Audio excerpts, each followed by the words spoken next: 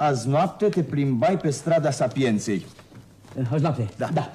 Știi să mă plimbam, n-aveam somn, aveam iasomnie. N-aveai asomnie? Iasomnie. Sigur că da. Te-ai oprit în fața unei Dacia 1300 parcat în fața unei case, nu? Da. Sigur. M-am uitat, știți, era singurică Dacia asta, pe strada aia întunecoasă.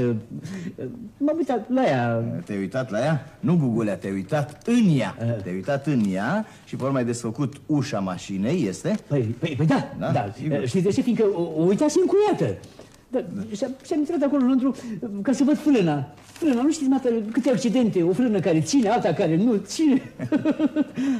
Ce vorbești, mă? Nu ține frâna, ia uite la el. Și cu ocazia asta ai demontat radioul. Păi da, avea paraziți. Da. Și atunci ce m-am gândit eu? Să-i fac o surpriză proprietarului, să-l dau la reparat. Știți că am un prieten care dea până aparate de-astea.